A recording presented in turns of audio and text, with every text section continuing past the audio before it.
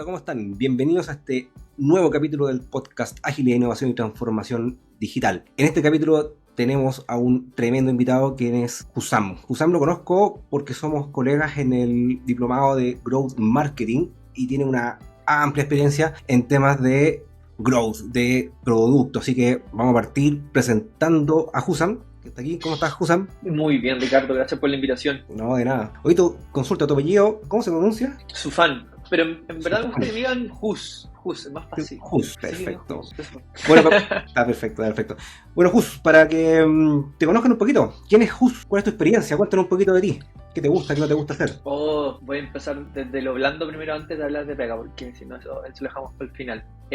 Soy una persona con mucha curiosidad. Desde niño me ha gustado a aprender a entender cómo funcionan las cosas, siempre armando y desarmando cosas, entendiendo cómo funcionan. Desde chiquitito aprendí a programar. Siempre me ha gustado la computación. Hice mi primer sitio web a los 15 años y desde ahí empezó mi amor por las tecnologías. Entonces ahora ver que estamos en la era de la inteligencia artificial y haber empezado ahí es brutal. Es brutal el cambio. Y hoy día ¿qué estoy? Hoy día estoy asesorando a distintas startups en temas de growth, haciendo clases también y trabajando con gente de afuera de Chile y de afuera de Chile. En eso estoy hoy día. Hoy día estás como independiente, ¿no estás trabajando en alguna empresa en particular? Hoy día me lancé a la vida y estoy de independencia. Al igual que tú como con tu consultora, yo así como Hus, mi propia consultora Hus. Es tu marca, ¿no? Bien, súper. Sí, de hecho, bueno, yo también tengo 3 marcas en realidad. Tengo Diacos Asesores, Diacos Academy, que es una plataforma e-learning, y también tengo la marca que estoy potenciando ahora, que es Ricardo Araya, que esa es mi marca personal.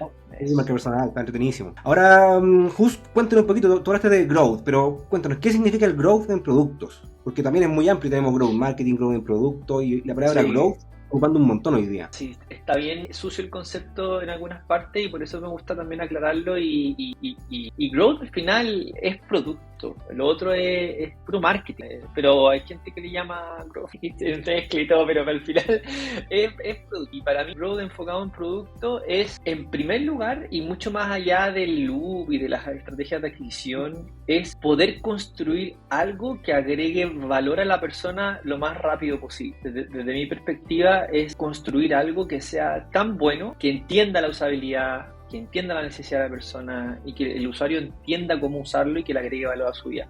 Por eso muchas veces también los equipos de growth no viven en áreas de marketing, en áreas de producto. Y eso es algo que también acá en Chile se ve poco por ahora, pero en Estados Unidos es como el dente, es como lo normal. Entonces, por eso también a veces cuesta mucho, ¿cómo decirlo?, encontrarle un lugar, un equipo de growth en las organizaciones actuales porque no tienen esa mirada. Y muchas veces el equipo de marketing no habla el mismo idioma que un área de producto y es ahí donde interviene growth, como que vincula estos dos.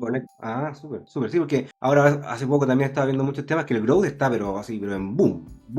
Entonces, sí. Claro, lo relacionan mucho al lado de marketing, para hacer el growth en marketing, para hacer crecer finalmente la compra del mismo producto, no que hagan crecer el producto. Claro, y al final growth, si lo miramos como desde el journey del usuario, es cómo abarca todo el proceso desde que conoce tu producto o servicio, desde que se registra tu producto o servicio, desde que se activa, desde que hace su primera compra, desde que se retiene y evita que se vaya. Ese flujo completo es donde interviene un equipo de growth, entendiendo qué optimizar en cada una de esas interacciones que va teniendo el usuario, pero con foco también en el producto, y después se comunica como hacia afuera. Perfecto. Oye, y como tiene que estar bien conectado este tema del producto con los clientes, ¿de qué formas tú puedes obtener información de las necesidades de los deseos del cliente? Hay varias maneras. La que más me gusta a mí es analizando el comportamiento mismo del usuario. Por ejemplo, en mis experiencias anteriores he usado plataformas como Amplitude, que Amplitude te permite entender los eventos que el usuario ejecuta en una plataforma web o aplicación móvil.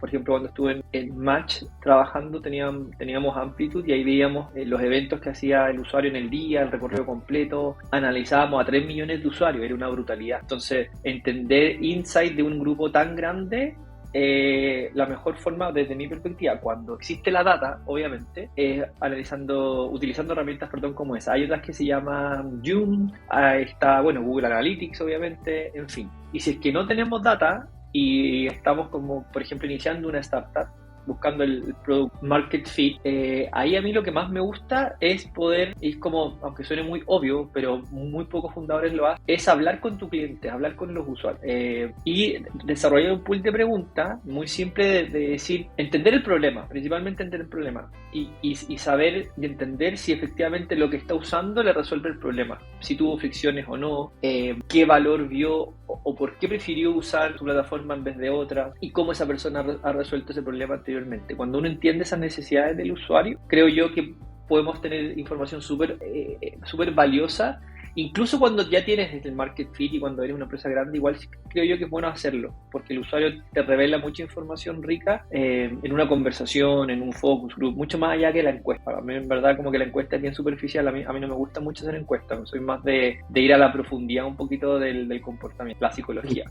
Sí, a mí también me gusta eso de interactuar lo más cercano posible al cliente, porque así tienes la información real. Incluso cuando uno está en la conversación, con las caras que coloca, la postura que coloca, te da mucha información también. Sí. Y con respecto a eso, una vez que uno ya está haciendo crecer el producto, por ejemplo, ¿qué métricas serían interesantes para evaluar este éxito de crecimiento del producto? Yo sé que va a depender del tipo de producto, porque por ejemplo tienes productos de suscripciones, un producto de un pago único.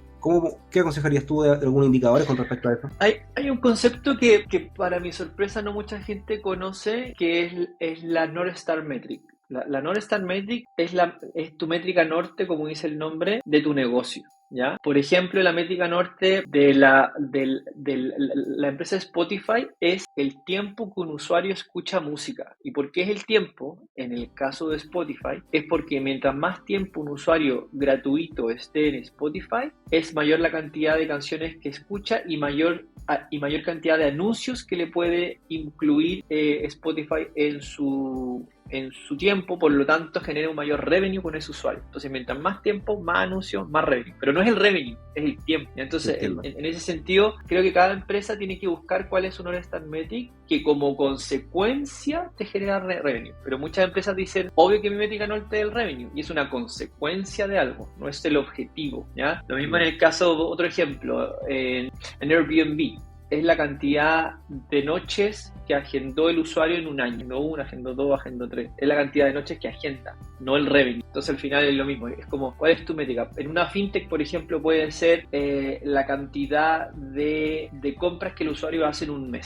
Monthly Active User, o MAU, que se llama como métrica. Pero creo que es individualmente de cada compañía que como resultado de la ecuación te genere un revenue, y no el revenue en sí mismo como objetivo. Entiendo, sí. Igual es complejo, es entretenido mirarlo eso desde ese punto de vista, porque es como el bien superior que estás buscando, que es darle el beneficio que el cliente está buscando, y como consecuencia total la plata, sí. Finalmente.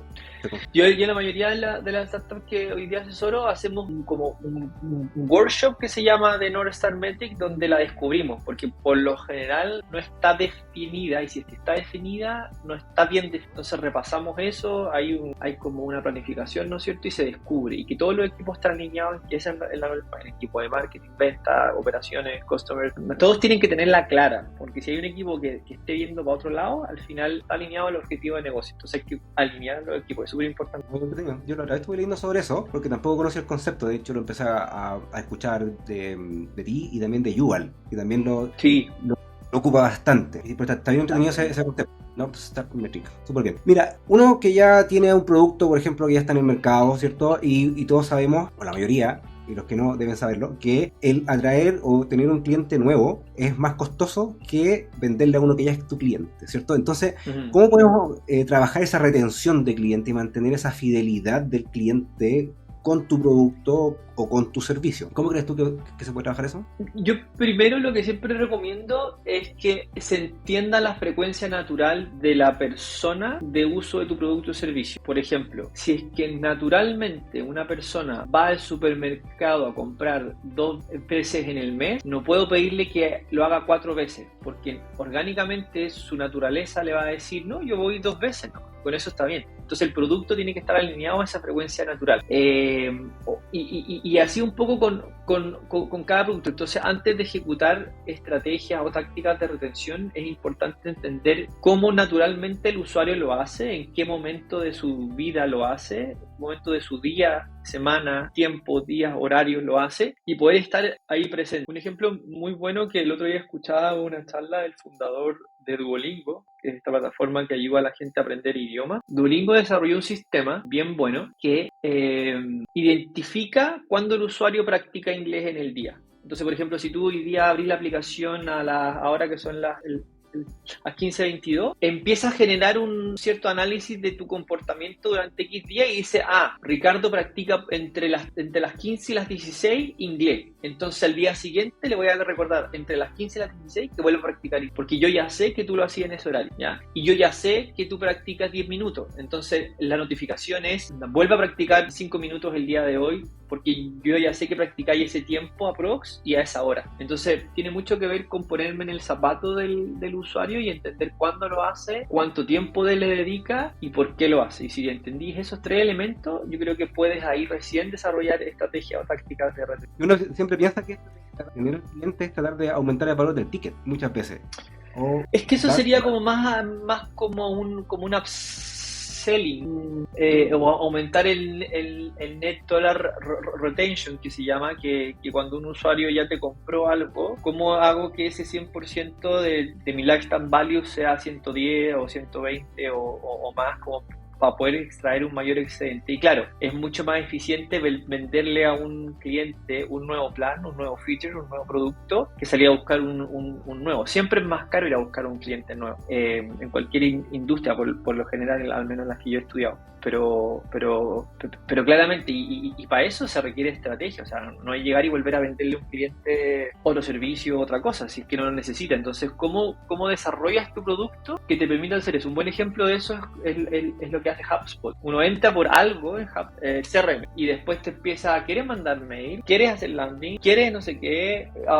Ahora compró Clear, una plataforma que te identifica quién es tu prospecto, quién es la información, quién es la empresa, como que te enriquece la información del lead antes de ponerte en contacto con el lead, como que te nutre la información. Entonces ese tipo de cosas también son cosas que ellos estratégicamente agregan, cosa de que en un momento preguntar al usuario, ¿quieres tener este feature adicional? Toma, y ahí a cambio de un extra. Entonces ahí vas como enriqueciendo el ticket del usuario. Hoy, y hablando de temas ya de marketing, una vez que uno ya tiene un producto, ¿qué estrategias tú has utilizado en temas de marketing para atraer nuevos clientes? ¿Qué es lo que más te identifica o lo que muchas. te da mejor resultado en realidad? Sí, yo creo que va a depender del nicho en el cual uno esté en la industria, si B2B o B2C, pero en general lo que mejor funciona, uno, es poder construir una inversión de mediano a largo plazo, un buen contenido orgánico y que la gente llegue orgánicamente a tu landing page, cosa de bajar tu costo de adquisición, porque la dependencia de canales de pago no es tan buena a la larga. Siempre hay un costo de oportunidad. Entonces, imagínate el día de mañana se apaga esa llave, se cae la cuestión, no sé, X cosa, no puedes depender tu ingreso de solo un canal. Entonces por eso siempre puedes distribuirlo, y el que nunca se va a caer, comillas, es el canal orgánico. Esto por un lado.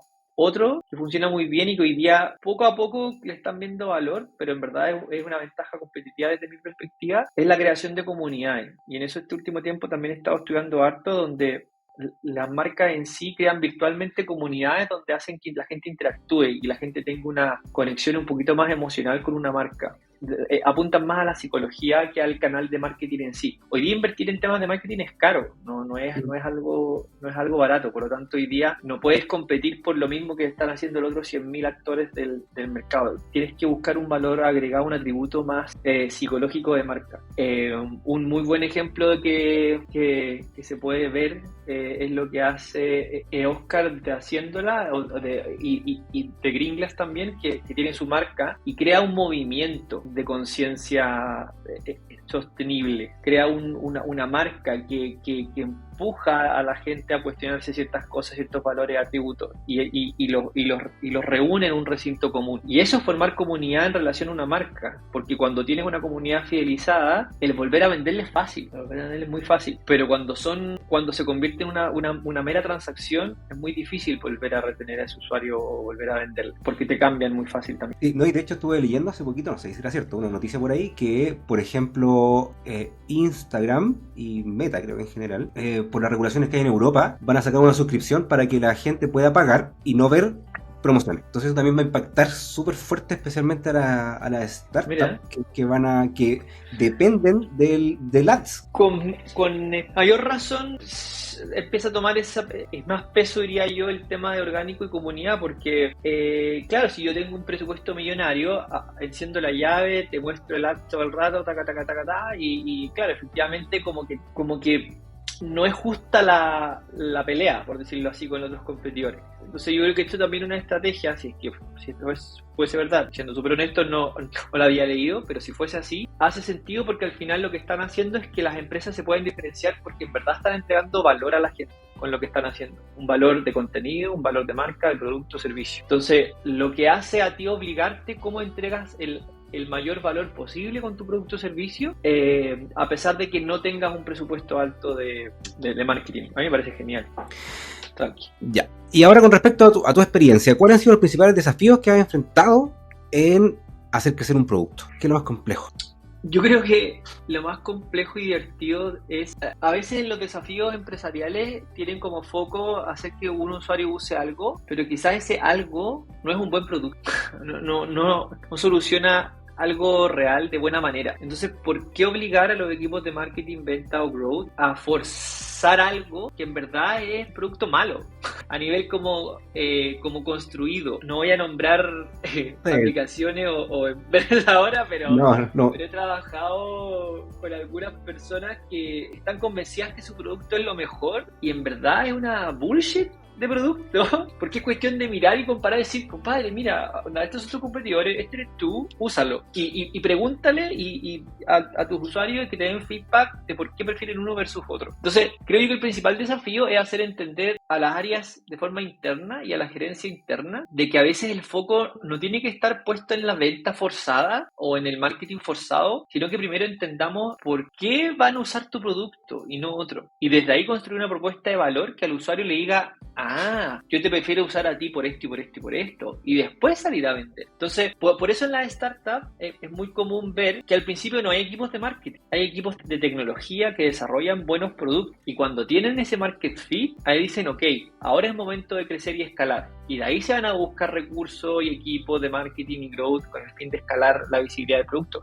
Pero al principio es construir algo bueno, algo de calidad, que resuelva un problema real. Entonces, creo que el principal problema, sobre todo en el mundo corporativo, es que entiendan que no porque tu producto lo hiciste tú, a la gente lo va a usar y le va a servir y le va a gustar. Hay que ponerse en los zapatos del cliente y desde ahí construir. Eso yo diría que es el principal desafío que es muy común ver en empresas en verdad, de todos los tamaños, diría yo. Sí, y de hecho, bueno, eso también pasa mucho cuando se dice que, no sé, especialmente en temas de emprendimiento, que el emprendedor se enamora de su producto y no se da cuenta que su producto no resuelve nada. Claro, pero absolutamente no resuelve nada, es una basura, y disculpen la palabra, pero hay productos que no sirven, que son realmente una basura, y que lo ocupáis un rato, te metí, y por la pura experiencia, los primeros 10 segundos de experiencia, decís, no, esta cuestión no va a funcionar, chao, y quedó, y la descargaste o la usaste o te inscribiste y nunca más volviste y te acordaste que existía esa cuestión. Entonces creo que lo más importante es poner los focos de growth en el producto, cosa de entender bien si lo que estamos haciendo está o no en el camino correcto, y si no, volvamos para atrás, iteremos, mejoremos, y que sea un proceso de mejora continua permanente, como que no sea ya, ahora está el producto listo, sea siempre ir mejorando, porque es tu única ventaja competitiva el poder mejorar tu producto, no hay más. Súper. Oye, mira, y con respecto a eso, porque ya hemos hablado harto de clientes, retenerlos, buscarlos, ¿cierto? Todo este tema de crecimiento. Pero ahora, ¿qué metodologías o framework o herramientas tú podrías recomendar para hacer estos procesos de growth? Hay hartos templates, framework y todo, pero quizás explicándolo así va a quedar un poco en el aire, pero así si tuviera que nombrar alguno, está uno que se llama Product Vision Board, que esa estructura, ese proceso, te dice cuál es la visión de tu empresa, qué problema está resolviendo, a quién se lo está resolviendo, cómo se lo está resolviendo, qué te diferencia del resto y cuáles son tus objetivos de negocio en el corto plazo, ¿ya? Entonces, cuando unes visión con qué, con el cómo, por qué, con objetivos de negocio, como que se arma una película, es como si se armara un rompecabezas. Entonces, lo que hace este Product Vision Board es justamente como unir las piezas y que eso sea como tu hoja de ruta.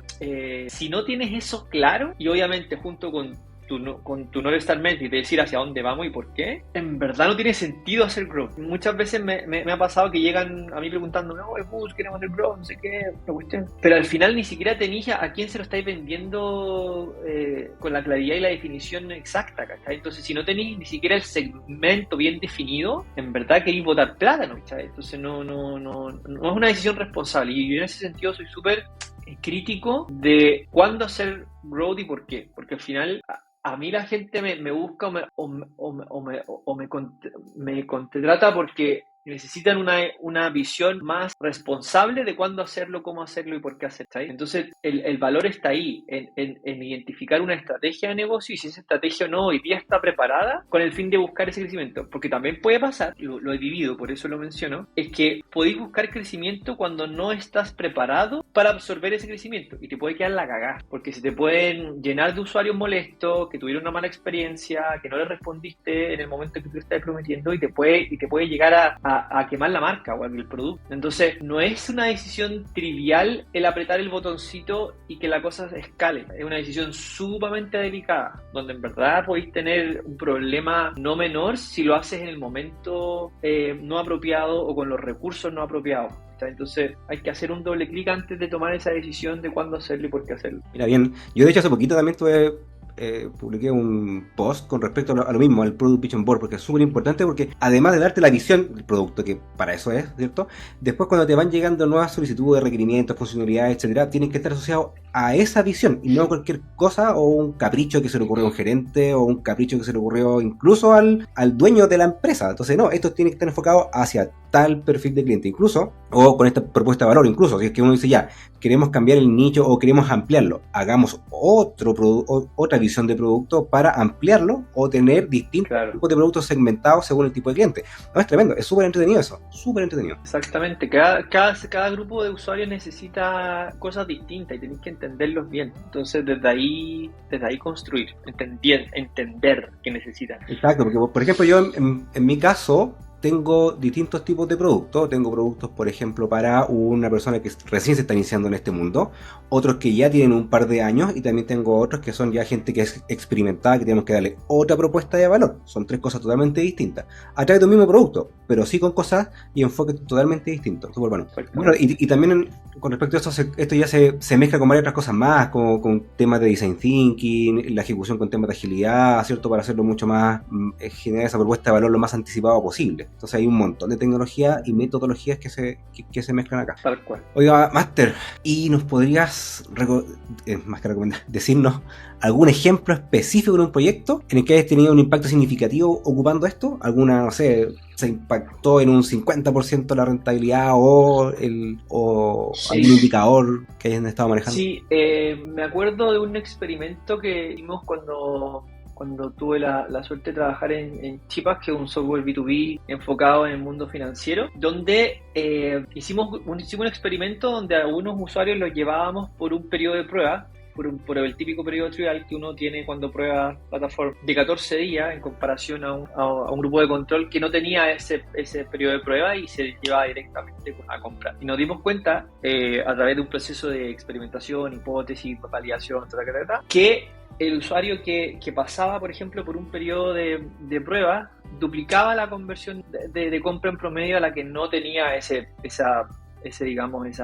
esa cercanía con el producto antes de tomar la decisión de compra. Entonces ahí te das cuenta la importancia que puede ser para un usuario de percibir el valor ante tu producto o servicio antes de pedirle que meta la tarjeta de crédito, que compre o que etcétera, etcétera, etcétera. Entonces, mientras más tú le adelantes el momento que se llama en el mundo del Grow ese como el aha moment, de decirle, wow, efectivamente esto me resuelve el problema de forma efectiva, buenísimo. Eso te ayuda a preparar la cancha, cosa que el usuario pueda tomar la decisión lo más rápido posible. Entonces, ese fue un muy buen experimento que me acuerdo ahora en mi cabeza tengo que fue el doble prácticamente, pero puede ser un poco menos, un poco más. Pero era significativa la diferencia entre un usuario que pasaba el trial y un usuario que no lo vivía. Ese diría yo que fue un buen experimento. Otro también muy entretenido en el mundo más B2C fue con el programa de referidos de Mac que hicimos, que fuimos probando distintos incentivos, porque para que funcione un programa referido uno tiene que identificar cuál es el incentivo correcto, desde el quien refiere y quien recibe. Y probamos 2 lucas, 3 lucas, 5 lucas, 2, 2, 2, 2, 3, 4, en distintos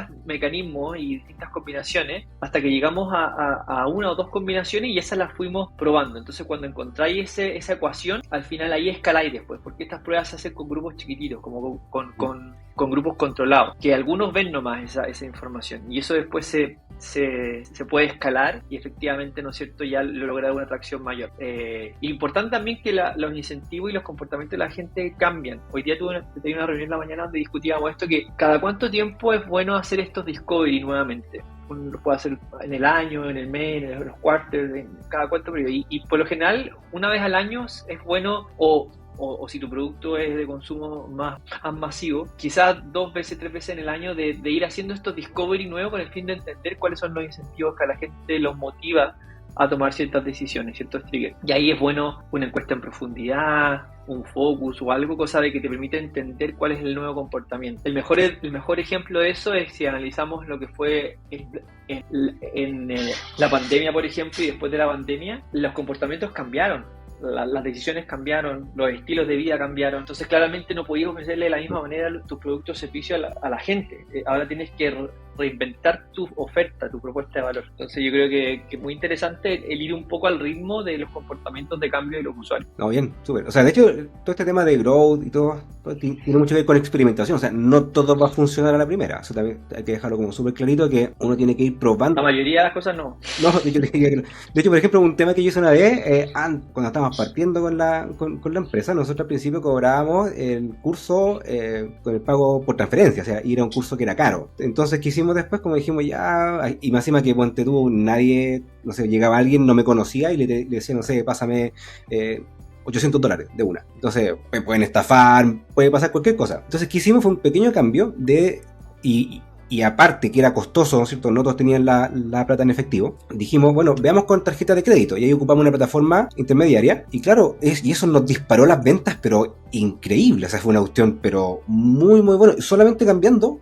el sistema de pago. Y después lo que hicimos... Imagínate. Claro, y fue chiquitito el cambio, pero claro, como lo podéis pagar en cuota, accedimos a un mundo de gente que no tenía la plata en ese momento. Y le facilitamos eso. Y lo otro que hicimos también, que funcionó bastante bien, fue que en vez de que nos pagaran el curso completo al inicio, nos pagaran un porcentaje pequeñito, no sé, $50, $30, y después de la primera clase cobrábamos el resto como a modo de garantía, para que no se sintieran de ese miedo, y más en pandemia que tuvieron muchas estafas y cosas por el estilo, y también, boom, se dispararon las ventas de nuevo. ¿Y tu costo fue igual de 800 o lo bajaste? No, después lo tuvimos que bajar por un tema de mercado, bajaron mucho los precios, entonces después lo tuvimos que bajar, pero aún así, con el pago con tarjeta, se amplió mucho, o sea, de hecho nosotros fuimos de los primeros que empezamos a cobrar con tarjeta. Entonces eso también nos disparó las ventas, pero terriblemente bien. Lo pasamos súper bien con eso. Qué bueno. Sí, entonces claro, y como que queda ahí como para la audiencia que no todo funciona. Algunas cosas yo también he experimentado y cosas que definitivamente he perdido un montón de plata, pero hay que arriesgarse, porque cuando uno le pega el palo al gato con lo que está haciendo, funciona. Hay que probar y no quedarse con la duda de ¿qué pasa si hago esto? Hazlo. Exactamente. Hazlo y prueba. Exactamente. Ejecuta y de ahí toma decisiones. Oye, Jusan, muchas gracias por tu tiempo. Te quiero agradecer también al compartir tu experiencia. Y cuéntanos, ¿dónde te puede encontrar la gente que quiere aprender de ti y que te siga? Que se metan a mi link, me busquen por Husam Sufan, les va a salir al tiro. No hay mucho. No hay mucho.